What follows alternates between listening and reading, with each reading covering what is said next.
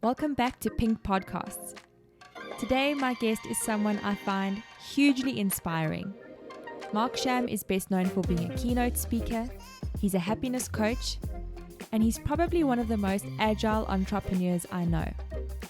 To make things even better, today we are recording at his brand new studio at the Tryst. Our topic for today is Agile Entrepreneurship. And we're going to be understanding not just what it means to be agile, but how do you become agile? I really hope you enjoy this content, and if you do, wherever you're listening from, don't forget to drop a comment or give us a like or a follow. I hope to see you back here soon.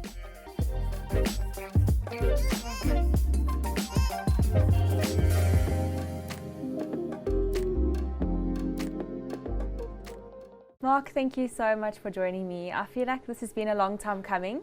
You and I have had so many conversations offline because we're both passionate entrepreneurs, and I feel like this is a topic that we can talk about forever. We've proven that, like endless conversations.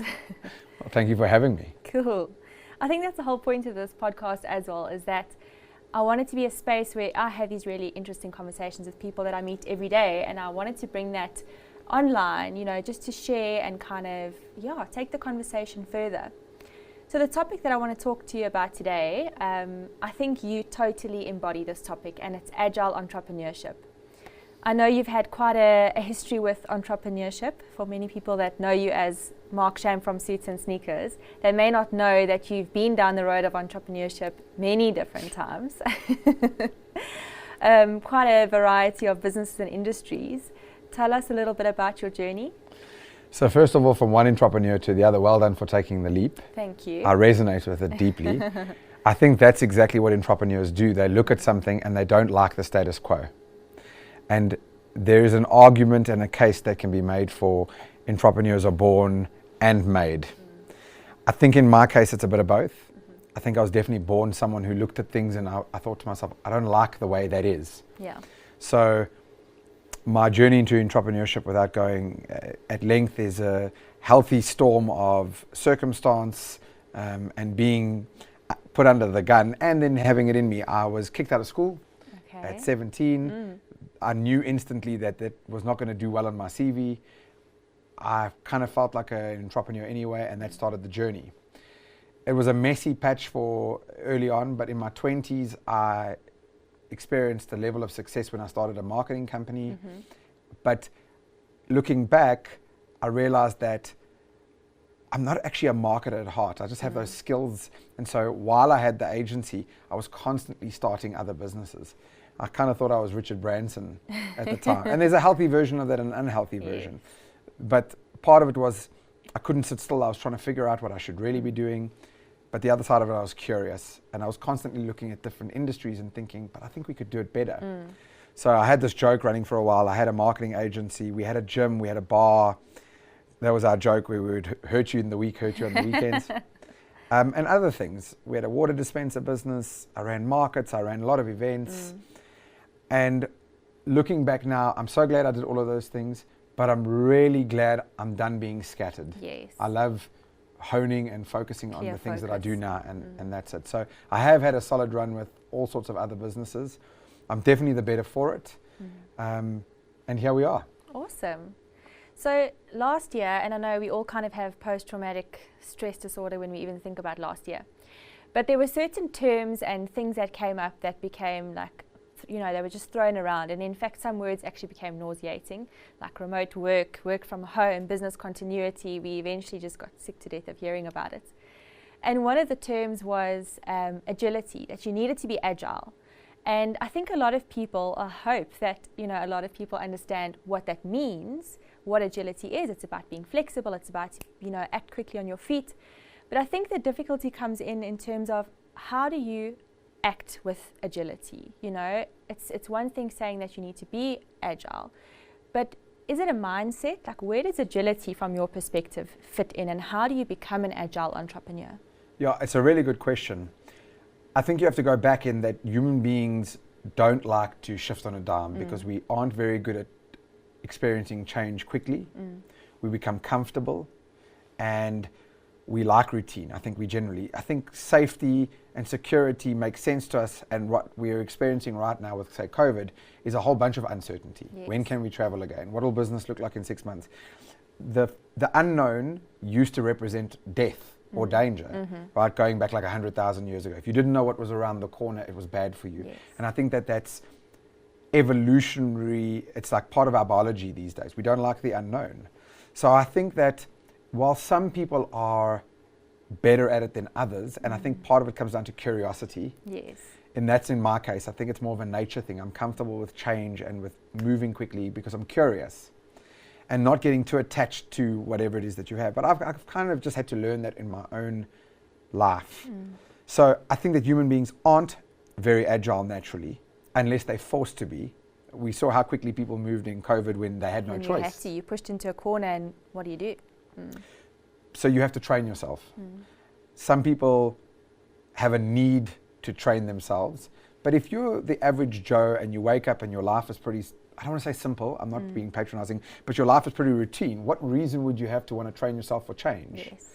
The message I'm trying to put forward to people these days is, if you don't embrace change, you blink one day and you're on the other side of the rift where you're like, where do I do now? I'm suddenly irrelevant. I can't earn a living, whatever it is. So it's become real to me to constantly practice the need to change. Yes. But I don't think it comes naturally to any of us, to be honest. And a lot of the resistance is based on fear. And if you're going to, like you said to me, plunge into the world of entrepreneurship and taking on new projects, fear can really hold you back. And I think that there's almost an aspect of having to lean into your fear and let that be your motivating factor. Because as much as fear can hold you back, it can also hold a lot of motivation to sort of push you forward as well. So, I've thought about this a lot. Part of what I do for a living is I get paid to analyze situations. And you realize that when we were young, we got taught many things at school, which is how suits and sneakers came about, but no one taught you how to experiment. Yes. So you have these big, broad terms that get spoken about quite often when you're young, like mistakes are good because it's how you learn, and if you don't try, you'll never know. So we talk about it like that, but then society literally wraps you around the knuckles for making a mistake at any point in time. Even when you're at school, you get something wrong on a test, and it's bad. It's a mistake, bad. Red pen. Right, exactly. So what do you think we've created? Even within the workplace, we say to people that mistakes are good, but when you make a mistake, then your job's on the line. So we kind of have this instance where we say one thing and do another, and so we've bred a society where people are scared to experiment because you cannot experiment without making mistakes. Yes. So we've started to frame mistakes as bad as opposed to information. And I think that's where we find ourselves now. Accepting that something like COVID comes along, and now you are forced, the whole world is forced into this crazy experiment. Like remote work was a good one. It'll never work. Well, then we created the biggest remote work experiment in the history of humanity, and it turned out for the most part it worked. Yeah. So I think more it's about the mentality that we got taught many things as youngsters, but we didn't get taught to experiment. And part of how entrepreneurship works is that you have no choice but to experiment. Yes. And if you want to be sustainable in business for a long patch of time, you have to experiment. You have to get comfortable with failure, all the cliches that we hear, but now it's visceral for you as an entrepreneur. So I think that's kind of what we're finding ourselves in. And I've been lucky that as an entrepreneur, I've had to learn to adjust many times, pre, during, and post-COVID. Just because if I don't, and if you don't, as we know, well, then that's the end of the road for you. And why you're forced to is there's no one who you can suddenly go to and be like, hey, I didn't get all my money this month, so could you just help me? There's no out for us as entrepreneurs. Exactly. Like you own your own business. The buck stops with you. Yes. So there's a really good incentive to want to change for us. Yeah. But maybe not for the average person. And I think that's it. It's taking that first step and that leap and putting everything on the line that seems so scary. That's the hardest part. I think you know this from starting a business. It always seems scarier than what it is. Although I don't think it's for everyone. But most times the idea that you build up in your head is more hectic than what it is when you do it. Or the act of doing it. Tim Ferriss speaks about it constantly. Action cures fear. Again, entrepreneurs are just forced to act a lot. And I think what helps is if you're constantly thinking about however many months or years down the line, that's what's frightening. If you're like, what happens if? What happens if 6 months from now I'm still not earning an income? What happens if a year from now this business tanks? Whereas if you just kind of look, and it's the same analogy as like when I started running, if you look at the finish line or the distance far ahead, it's so demotivating because you just feel like, oh, I'll never make it. But if you look a meter or two in front of you, it seems manageable. Yeah. And I think that's the thing, is you've got to kind of immerse yourself, like, yes, have your long-term goals and whatever else, but immerse yourself in like the little projects you're working on now and achieve the small little milestones, and that helps you to kind of get the wheel going. Because I never in my lifetime thought that I was going to be a business owner. I was like happy on my career path of working for people, but I was forced into the situation and I had to make it work. And now I look back and I'm like, wow, what was I scared of? Why didn't I do this so long ago? So that's exactly it. But see, I wonder about you, because you say that, and I understand you've told me this many times off camera. So then I wonder, were you born or made, or a bit of both? And part of me is like, maybe just your mentality is that you didn't think you could do this, which is why you didn't ever. Exactly. But then maybe there's a part of you that was always naturally built for it.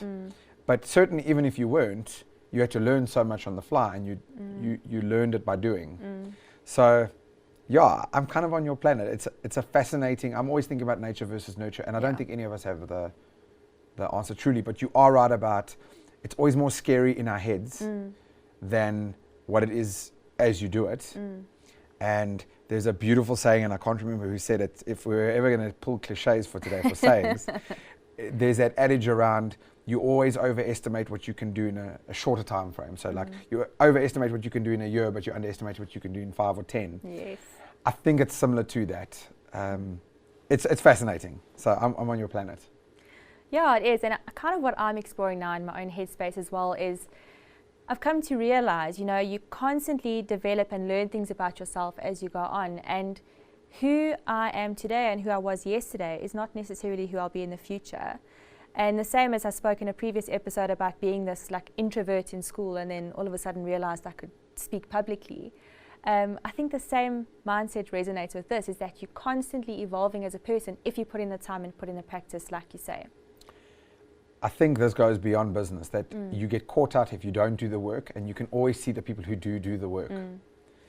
And again, I don't know what it is about our mindsets where we think about change as bad, but I've actually gone the other way, where I think it is your responsibility to change your mind often based on new information. Now, I get it, like I think up until more recently, up until 100 years ago, the world moved very slow. And then you could see there was a dramatic shift. In the last 50 years, it's increased in up pace. And so every 5-10 years, you see this uptake, but we have an exponential curve on the rate of change. So whereas we might have looked at change before as bad, like now we have no choice. The fact that every year a new iPhone comes out and it's twice as fast as the original is quite something. Or just the world that we're living is digitized. It's almost still applying to Moore's law in the rate of change. So you have no choice but to change your mind. And now we're seeing it where people used to be incredibly good at what they did, and then in a much shorter time frame, they're irrelevant. So you look at like companies and the lifespan of those companies on the stock market. It used to be like once you got listed as a company, you were on there for 50 years. Then it's like magically 30 years you're listed. And now you're lucky if it's 5 or 7 years, right, barring the behemoths. So that's just telling you about where the world's at. If you go and you look at your old photos on your phone from, I do this, I've got photos on my phone from 2011. It's like, what, were we living in the Stone Age? But 30 years ago, they didn't experience that rate of change, and 50 years ago, even less, and so forth. So we're just living in a time where change is constant, and yet human beings are fighting against that, and it's bizarre. So you can see the ones who have done the work. You see the people who have made the effort to change, to shift on a dime. And it's not so that we can get up on camera and say these like things. Yeah, exactly. It's to be relevant. So we obviously have the pleasure of doing this episode in your beautiful studio at the Trust. And that's sort of a new venture that you've gone on now, and I think it speaks to the evolution of marketing as well, sort of where things are going in terms of content and how brands are putting content out there. Tell us a little bit about the Trust and what brands are able to do here. Yeah, so the Trust is an answer to my own problem, which I faced, which was, we're running Suits and Sneakers events pre-COVID, and we're doing very well, and I'm speaking for a living at conferences and Yes. events. And like everyone else, COVID hits, and suddenly I'm like, what do I do now? And within those, in South Africa, I took the first 3 weeks like a lot of people did, and I drank too much, and it was a jaw. But then at some point you realize, like, this is not going away. I don't think this is a 3-week thing or a 5-week thing. And so I ran my first event post-COVID as a webinar, doing it from my laptop, where my laptop looks up my nose, my nostrils, and right, and it was terrible. Even if the content was decent, the production was terrible. Yeah. And so you'll hear in the last 18 months, a lot of people say that they zoomed out. But it's not true, actually, because you only ever hear people say they Netflixed out. Right? But Netflix panders to how the human imagination and attention span works. So the natural progression for the tryst in the early days was, as soon as I had hosted my first webinar, it was terrible. I went to an old friend of mine. I was like, how do we make this better? He comes from television and broadcast. We set up a small studio with 2 camera angles. Just the fact that you're moving from different camera angles like we're doing here changes it up. helps change people's perspectives and keeps their attention span. And we started the studio to try to solve our own problem, but then I started getting phone calls from people going, I saw what you did there, could you do it for us? Yeah. But I come from a world again of marketing and of content creation and production, so this was natural to me. And so we've set up the Tryst, which is what we consider to be like a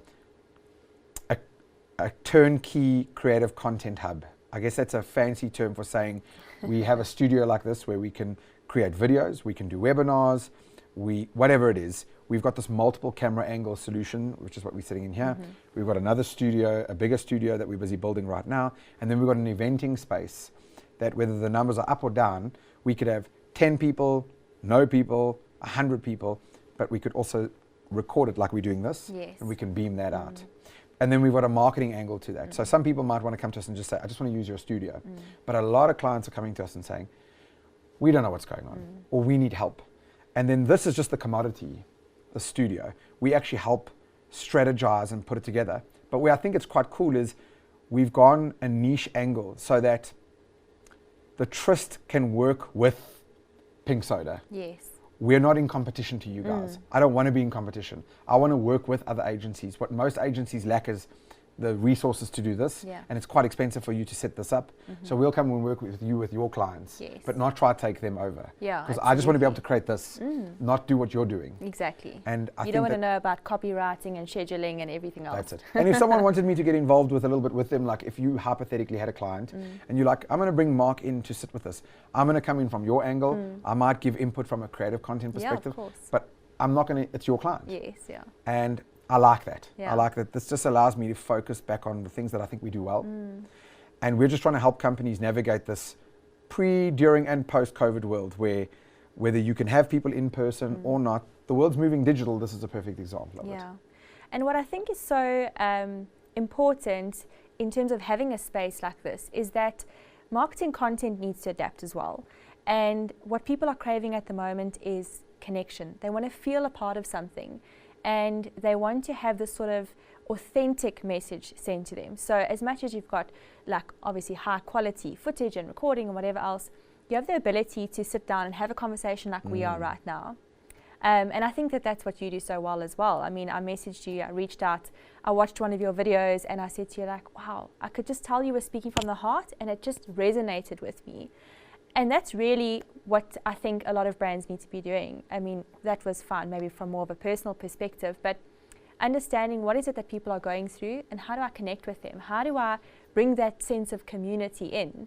And a lot of this kind of stuff of being able to put more content out there that's authentic has that ability to reach people. But I think you have to really want to do it because there's this thing that some companies are doing where they're using authenticity as a strategy, which then you'd have to say is the direct opposite of what it is. And the thing is, people have what I call finely tuned bullshit meters. Yes. It's because we are so exposed to so many messages in a day. Think about your drive from the east to here in Woodmead. You would have seen how many billboards. Exactly. You get a call a day from a company that says, hello, can I speak to Miss? And then you can hear that script. Yes. All right, we hear a million TV ads, radio ads. So we are so well tuned to when you can hear a script. So authenticity as a strategy is terrible, and we can spot it instantly. But you really have to have companies who it's built into their DNA. So I think take people like you and I. Yes. We aren't just in business because we like making money. It's actually because you want to solve a real problem. Yes. And when you get that attitude, then you also really want to use your marketing to create value. And, you know, Gary Vaynerchuk talks about this idea of jab, jab, jab, right hook. Yes. Give value more than you ask for a sale. But it's very hard for a lot of companies to do this because they're so used to playing the short-term game in a world that is so now well developed, and you need infinite game thinking. So people like you and I, it comes naturally to where it's like, no, I want to create value in a market first. And when you do that, you want to be authentic, you want to understand your customers' need states, you want to create value in those spaces. But sometimes the bigger entities, they don't. And the thing is, a lot of these bigger companies, and I'm not trying to rubbish them, but they've had it so good for so long. But they don't realize how the disruption happens. It happens slowly at first and then quickly. So I think that all businesses have to adapt to this create value mentality first. But yeah, if they don't, they won't feel the pain immediately, but they will eventually, and it'll be brutal for them. But you're absolutely right. Marketing's just moved toward that space. Yeah, I think you've touched on a very valid point there, is that not everyone is like us or has the same mindset as us, you know, in the beginning stages of planning their marketing, because their end goal is to make a conversion. And that's something that I kind of push back with a lot of people, is like, let's start before that, because if you want to have sustainability with the clients, it's not just about shoving a sale in their face and getting the money in your pocket. It's about letting someone have a relationship with you and with your brand. Yes. And I always say, like, chase purpose over profit, because that's what you need to build your messaging. That's the heart of your messaging. You know, you need to build it on that. It's like, what is my purpose? What is my goal? What am I deeply passionate about that I can share with people? And then start building a business on that. Yeah, you're spot on. I think that, I mean, you know, we've been told these either extremes, like it's all about money or it's all about purpose. And I think both are true. So again, Simon Sinek was probably the guy who said it, where he's like, profit is like petrol in a car, but you don't drive around to get more petrol. It's just the thing that makes it go. Yes. So where's the car going to? I like that analogy. Yeah. The guy from, I can't believe I've forgotten, Phil Knight from Nike, in that book, Shoe Dog, he nails it for me. He says, profit is to a business as blood is to the body. But you never sit someone down and say, well, why are you alive? And it's to manufacture more blood. But like the other side of it is, take petrol out of a car, or don't have blood pumping through your veins, and you're dead instantly. So how do you measure these two? And of course, on one end, you can't pay your rent and salaries with love and hugs. Yes.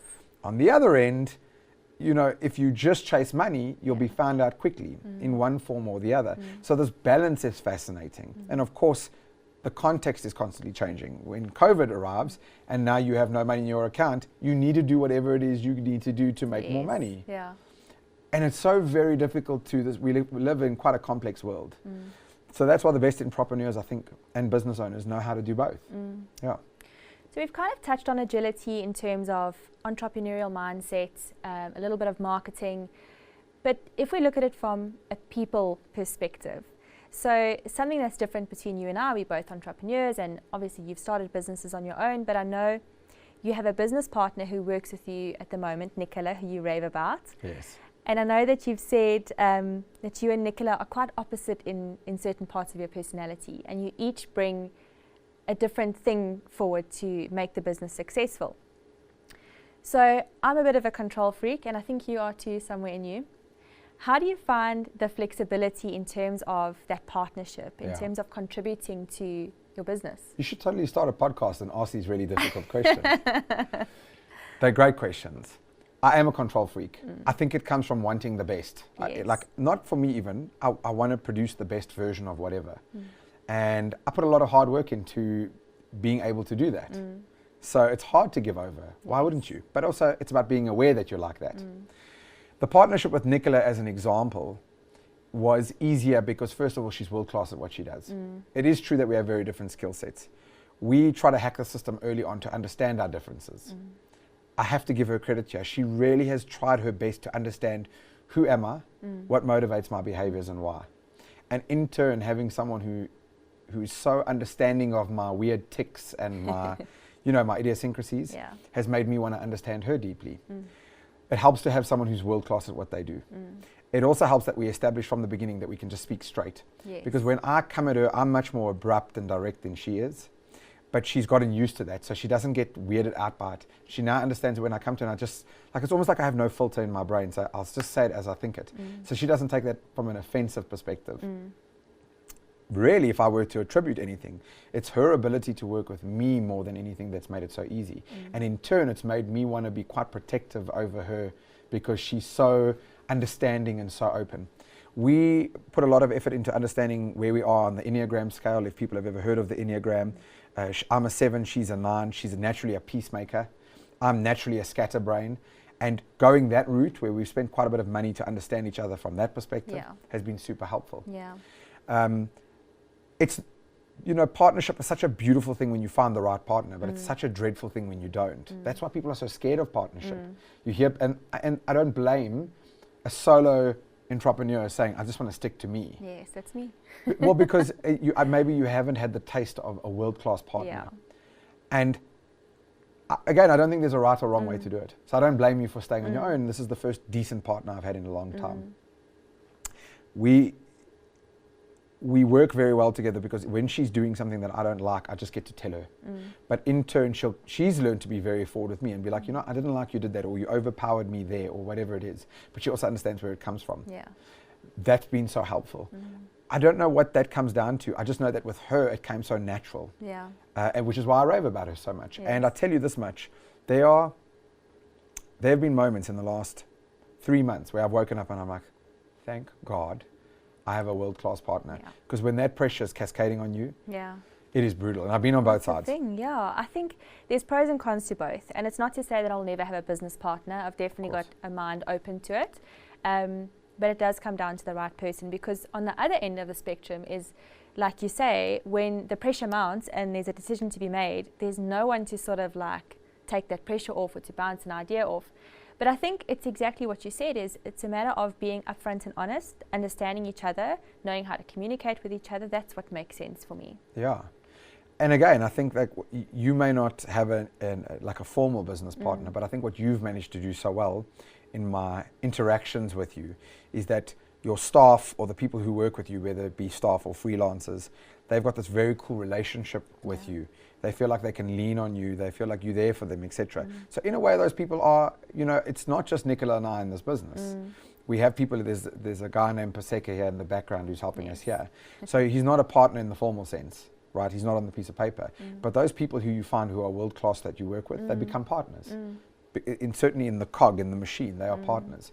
So I agree with you. I don't think you have to have a formal partner on paper for a business to be successful. But I do know when you and having a bad partner can be even more dreadful, because now you're constantly looking over your shoulder. You can't rely on that, whatever it is. You ever been in a toxic relationship of any kind, you'll know what I'm talking about, let alone in business. So there's no right or wrong, but definitely building a great culture where anybody who works with you, for you, helps that. I think you've done that quite well. And so I don't think it's different in that regard. It's just helpful that I've got a person on my end who's like literally in the trenches with me, because we have the exact same amount to lose, the same to gain. That's epic. And I think that's what I've found like so valuable with my teams. I always call them my team because I feel like that's what we are. And without them, my business can't function. You know, I only have so many hours in a day as a single person. And I think I'm very appreciative of the people that I've hired who take my business as seriously as I do for people that work for me, you know. I think it's important when I interviewed them to make sure that they had a sense of purpose in what they wanted to do in the job, because it's exactly what I was just saying. There's so much more behind it than just a salary. But you're also very warm, right? And then I think the way I know you is that your warmth and your nature then also line up to your actions. So you're consistent and you're reliable, and it's not staff coming in one day. If you think about these things, right, they're so simple. They're just not always obvious to companies. You talk to anybody who's not enjoying their work at the moment. It's not rocket science. There's that other saying where they say people don't leave companies, they leave people. So it's not that we don't know this, it's that it's just not done. And so often in that regard, entrepreneurship or business, let's even go away from entrepreneurship, business as a whole is such simple things that come together, but people don't do them. Playing the long game, not a difficult concept to talk about, very difficult to execute on. Creating a great culture, trusting your staff, being grateful for them, relying on them, rewarding them, and equally demanding that they step up to the plate. These things in theory are not difficult. Practically, they often become difficult. Yeah. I don't know what it is. Yeah. Maybe it's lack of communication. I don't know. I mean, it's just so complex. But the point is that it's not hard to understand what to do. So I think that you've nailed it in that sense. And because you're reliable, which is probably one of the biggest things in business, is like, can you just rely, whether you're a customer? Yes. As a customer, can I rely on this person I'm paying money to? You're reliable. And so even in a staff sense for you, you're reliable. So your staff know, like, and then you are quite heart-led. So like, I think, why wouldn't someone want to work for you, and more specifically want to give you their all? Yeah. And there's a point where maybe they don't, and it's time for them to move on. We tend to have this thing where people have to stay forever. Yeah. There are seasons to these things. And sometimes staff or partners or businesses run their course. Yeah. And that's also okay. I think you've just reminded me of something now, is in one of my previous jobs when I worked for a corporate company, I had this manager who was quite hardcore and intimidating in some aspects. And my very first day on the job, she called me into the quiet room and she wanted to have a one-on-one sit down with me. And I'll never forget the way she approached it. She said to me, "You are now part of my team, and my role as your manager is to lead you and to guide you. And I want you to tell me where you want to be so that I can help you get there. And if your goal in 5 years' time is to have my job, I will help you get there." And I just, like, that sat with me, and just I think it's such a powerful way to approach leadership. But now take that, right? Easy to do, to say that, hard to do, because, for example, ego comes in. Yes. So if you don't do the work and the self-development to kind of go like, we can all go in the same direction together. Yeah. It either starts with a mentality. Do you have this abundance mindset? There's enough for everyone. I've been very lucky with that. Even with competition, I'm always like, there's space for all of us. Yeah, absolutely. So competition doesn't scare me. It doesn't even worry me. It's in fact, I welcome it. Yeah. There's also a part of competition that drives innovation. But back to your point, to be a manager that walks in and says, you know what, let me know where you're wanting to go and my job is to help you get there. And even if it's potentially coming into my space, hypothetically, that person also wants to keep moving up. So do you start with an abundance mindset and be like, there's space and because the other side, we see it in business all the time, where there's this constant competition and other people drag others down to feel better. Also not hard to spot, but you see it everywhere. And it's always a short-term game in a long-term world. And it always comes back to bite the person, the company, etc. over time. But again, it's still prevalent in the market. So these things are not hard to understand, they're just hard to do in my mind. Very true. Okay, so last point, because you and I can sit here and talk about this forever. If you had to give a message, and it's a very standard question, if you had to send a message to 20-something-year-old startup entrepreneur Mark, from what you know now, and perhaps it's a message that resonates with startup entrepreneurs today, what would you say your key takeaway is? Yeah, I think the thing I didn't understand when I was younger, because I didn't come from money, is the concept of value creation. We tend to teach things backward in school, in business, and in life. So we've got this magical measurement tool called profit. We all want the profit because that means we can live better lives, we can have more money, and we're not wrong directly for wanting it. But indirectly, profit comes from, there's a direct proportion of profit and the value that you create in the market. So the thing that I would want younger Mark to understand, as well as any new startup, is actually your number one job in the market is to create more value. Now that's quite a complex equation, like what does value look like? And that's probably the trick, is what is valuable to whom? How do you efficiently create value? How do you widely communicate it? That's a trick. But if you focus on that, the money comes. But when you're focusing on value, then you're playing a longer game, and it's just something you have to wait out. So young Mark was always impatient, always, whereas I'm not actually impatient now. I've really trained to go the opposite. I'm impatient when I need to be, if that makes sense, but not in the value creation sense. I don't need things to come tomorrow. I will just keep creating endless value until something clicks and it works so well, which is why I'm not worried about COVID. I'm not worried about losing my business. I know that if I just keep creating value. And just to understand and totally focus on the concept of value creation. And then to understand that those in the market who create the most value make the most money. But you have to focus on value, not money. Yes. And they look similar in a way, but they're not. They're almost opposite ends. And so that's the thing I would say to any startup equally, is it takes time to create value. That's not exactly what startups want to hear. But you can try shortcut it at your peril. Yeah. And by the way, both are okay. Either you focus on long-term value and you can see some youngsters or some small businesses that get that, or you will cut the corners and you will simply learn from the pain of making that mistake. Because you only have to make it once or twice to go, okay, got it. Never again. Not again. And that's it, but value creation. I cannot drum it into, and this goes, by the way, this is the crazy part. Startups should focus more on the concept of value creation, and so should big businesses. Yes. Because a lot of big businesses that I look at right there, they're woeful at it. They're there to take a lot, but not necessarily give a lot. And it's just that people right now are entrenched in habit. Oh, I've always bought X product. I've always dealt with. But there's a point where you're like, I'm just not going to bank with you anymore, because as soon as a better option comes along, you'll move. Absolutely. And you don't realize when that tipping point's going to be. Yeah. So the big guys need to take a lesson from value creation as much as the small guys do. Yeah, it's sort of like the slow build-up of, building a brand and a bit of trust and credibility, and then it's just that one extra value add that suits that person at that time, and it's the flick of a switch. And of course, it's so easy to do with a lot of different service offerings and product offerings at the moment. It's an online application or downloading of an app or whatever the case is. But you see, it starts with a DNA thing. I want to create value. What does value look like for people on the other end? Yes. It starts with I give a shit about someone on the other side.